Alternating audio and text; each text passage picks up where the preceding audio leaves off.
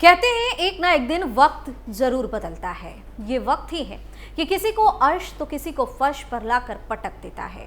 हम बात करें बाहुबली मुख्तार अंसारी की और उसकी पत्नी की।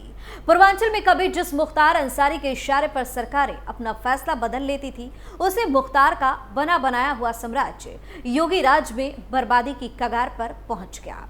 और मुख्तार का क्या हश्र हुआ सबने देखा। मुख्तार की बेगम का अब नंबर आ गया है, क्योंकि जो खबर सामने आ रही है उसके बाद कभी भी बेगम साहिबा की गिरफ्तारी हो सकती है। नमस्कार, कैपिटल टीवी उत्तर प्रदेश देख रहे हैं और मैं हूं आपके साथ दिव्या सिंह। इस खास प्रोग्राम पर्दाफाश में आपका स्वागत है। पर्दाफाश में बात होगी सीएम योगी के एक्शन। योगी के पुलिस ने तैयार की लंबी लिस्ट। मुख्तार की पत्नी अफशा भगौड़ा घोषित। पुलिस ने सिर पर रखा 1 लाख का इनाम। गिरफ्तारी के लिए हो रही ताबड़तोड़ छापेमारी। इतिहास गवाह है कि जिंदगी में सबका वक्त जरूर बदलता है। पूर्वांचल में कभी जिस बाहुबली मुख्तार अंसारी की तूती बोलती थी, आज उसका खात्मा कैसे हो रहा ये पूरा देश देख रहा। मुख्तार के मिट्टी में मिल जाने के बाद अब उसके बेगम की मुश्किलें बढ़ गई हैं। गाजीपुर पुलिस ने जिले में 29 इनामी अपराधियों की लिस्ट जारी की है, जिसमें मुख्तार अंसारी की पत्नी अफशा अंसारी का नाम टॉप पर है। अफशा अंसारी बीते कई सालों से फरार है, कुछ अता पता नहीं है। गाजीपुर और मऊ जिले की पुलिस ने उसे भगौड़ा घोषित कर रखा है। दोनों जिलों की पुलिस ने अफशा के सिर पर 50-50 हजार रुपए का इनाम भी घोषित कर दिया। कानून व्यवस्था को चुनौती देने वाले इन बदमाशों के खिलाफ गाजीपुर पुलिस ने 15 दिनों का विशेष अभियान शुरू किया है। अब पुलिस ने उसे मोस्ट वांटेड की सूची शामिल करते हुए उसके ऊपर इनाम रखा। अफशा का सूचना देने वाले को 1 लाख रुपए का इनाम मिलेगा। इनामी अपराधियों की तलाश में पुलिस। इस अभियान के तहत जिले की पुलिस हर इनामी अपराधी की गतिविधियों पर नजर बनाए हुए है और उनके ठिकानों का पता लगाने के लिए ताबड़तोड़ कार्रवाई कर रही है। पुलिस ने स्क्वाड और सर्विलांस टीमों को विशेष मूवमेंट में लगाया है, जो दिन रात इन बदमाशों की तलाश में जुटी है।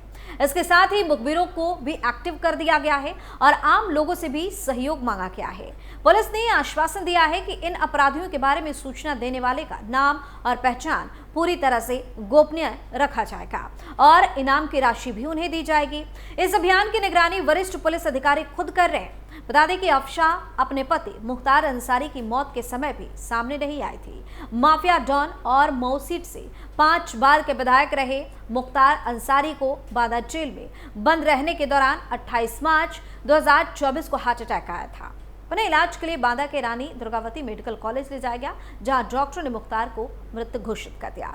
अफशा और मुख्तार के बड़े बेटे अब्बास अंसारी फिलहाल मऊ सीट से विधायक है। 29 गंभीर अपराधियों की लिस्ट जारी। अब पुलिस ने अफशा को गाजीपुर का शीर्ष इनामी अपराधी और भगौड़ा घोषित कर दिया है और आम जनता से उन्हें पकड़वाने के लिए सहयोग की अपील भी कर दी है। गाजीपुर सिटी एसपी ज्ञानेंद्र ने कहा कि गाजीपुर जनपद के कुल 29 गंभीर अपराधियों की सूची जारी की गई है। इनमें हत्या, लूट और गैंगस्टर एक्ट के आरोपी शामिल हैं। अफशा अंसारी इस सूची में सबसे टॉप पर है। अफशा पर गाजीपुर और मऊ दोनों जनपदों से इनाम घोषित है 50-50 हजार का। जनता को जानकारी देने के उद्देश्य से ये सूची जारी की गई है, ताकि फरार अपराधियों की गिरफ्तारी में मदद मिल सके। लेडी डॉन अफशा अंसारी अपने पति मुख्तार अंसारी की मौत पर भी सामने नहीं आई। अफशा अंसारी कहां है, इसका पुलिस एसटीएफ को कुछ पता नहीं। एजेंसी लगातार अफशा का पता लगाने की कोशिश कर रही है, मगर हर बार अफशा पुलिस को चकमा देने में कामयाब हो जाती है। पुलिस को उम्मीद थी कि अफशा अपने पति मुख्तार अंसारी की मौत पर सामने जरूर आएगी, मगर वो उस दौरान भी नहीं दिखाई दी। इसी बीच अब अफशा अंसारी फिर से चर्चा में है। दरअसल गाजीपुर पुलिस ने 29 इनामी अपराधियों की लिस्ट बनाई। इस लिस्ट का सबसे टॉप नाम अफशा अंसारी ही है, जिसके बाद अब इसकी मुश्किलें बढ़ गई हैं। दरअसल गाजीपुर पुलिस 15 दिनों का विशेष अभियान चला रही है। इस दौरान इन इनामी अपराधियों और बदमाशों को पकड़ने की कोशिश की जाएगी। ऐसे में अफशा अंसारी एक बार फिर गाजीपुर पुलिस और एजेंसियों की टारगेट पर है। क्या है अफशा अंसारी पर आरोप? अफशा पर आरोप है कि जब मुख्तार अंसारी जेल में गए थे तो उसने अंसारी गैंग की पूरी कमान संभाल ली थी। शादी से पहले उस पर कोई भी आपराधिक मामला दर्ज नहीं था, लेकिन अब गैंगस्टर एक्ट, रंगदारी सहित दर्जन भर मामले दर्ज किए गए हैं। वह कई महीनों से फरार चल रही है। याद दिलाना होगा कि पिछले साल अक्टूबर में गाजीपुर की पुलिस ने अफशा अंसारी का लखनऊ के ओमेक्स अपार्टमेंट में स्थित एक फ्लैट को कुर्क कर लिया था। यह कार्रवाई गैंगस्टर एक्ट के तहत की गई थी। अफशा अंसारी मूल रूप से गाजीपुर के यूसुफपुर मोहम्मदाबाद के दर्जी मोहल्ला की रहने वाली है। गाजीपुर और मऊ पुलिस लगातार उसकी तलाश कर रही है, लेकिन अब तक उसे पकड़ा नहीं गया है। एनकाउंटर में मारा गया मुख्तार का शूटर। बता दें कि लगातार पुलिस मुख्तार अंसारी के गैंग पर शिकंजा कस रही है और ताबड़तोड़ एक्शन देखने को मिल रहे हैं।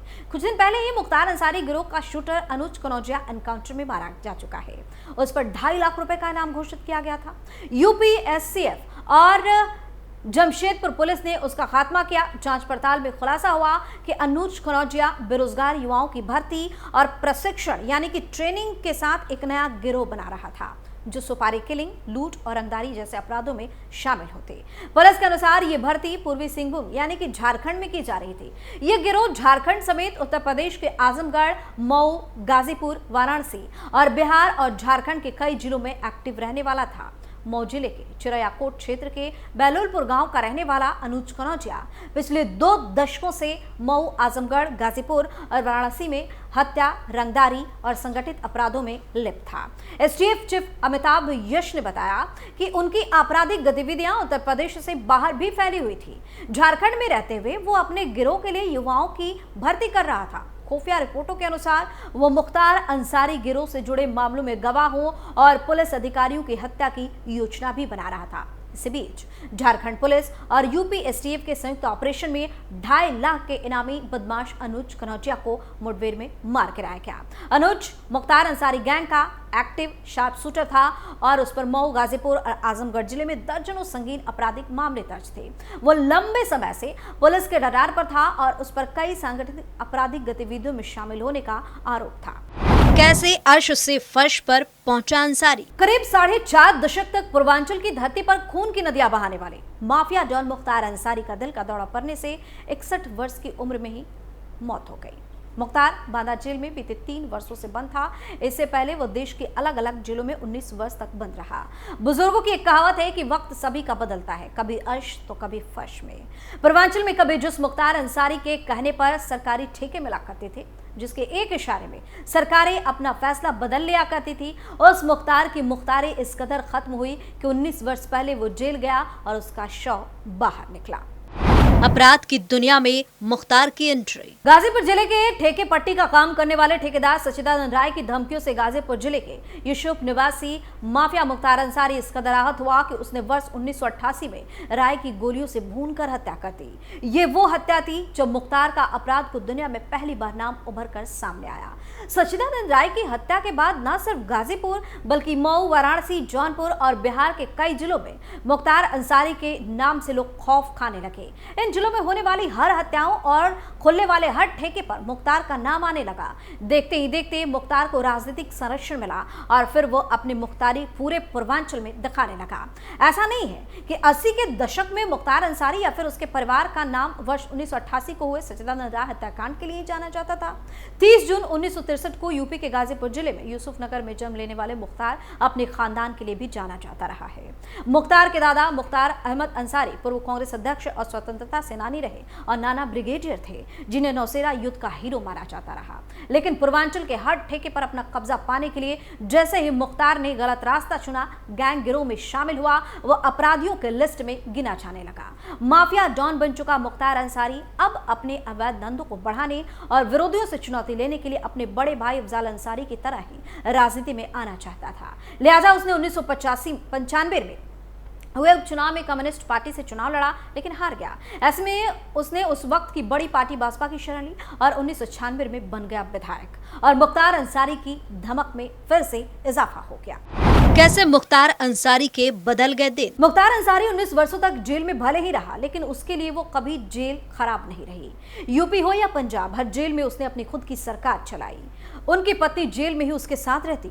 यूपी में योगी आदित्यनाथ की सरकार बनते ही मुख्तार अंसारी और उसके गैंग की उल्टी गिनती शुरू हो गई। वर्ष 2021 में पंजाब की तत्कालीन सरकार से लंबी लड़ाई लड़ने के बाद योगी सरकार उसे यूपी की बाधा जेल में लेकर आई और कार्रवाइयों का दौर फिर से शुरू हो गया। 65 मुकदमों के दर्ज होने के बाद भी योगी सरकार के आने से पहले भी किसी केस में उसे सजा तक नहीं सुनाई गई। पहली बार 21 सितंबर 2022 को उसे 7 वर्ष की सजा सुनाई गई। योगी सरकार के आने के बाद तो एक एक कर मुख्तार के गुनाहों का पिटारा खुलता चला गया और कई मामलों में उसे कड़ी सजा होती चली गई। इतना ही नहीं, माफिया के सहयोगियों और उसके गुर्गों पर हुई कार्रवाई की बात करें तो यूपी पुलिस लगातार एक्शन मोड में दिख रही है। कई गुर्गों को एनकाउंटर में मारा जा चुका है, यानी इनका सफाया जारी है। और अब तो मुख्तार की बेगम चारों तरफ से घिर चुकी है। 1 लाख का इनाम भी रख दिया गया है। ऐसे में किसी भी वक्त बेगम साहिबा की गिरफ्तारी हो सकती है। पर्दाफाश में फिलहाल के लिए इतना ही। देखते रहिए कैपिटल टीवी उत्तर प्रदेश। नमस्कार।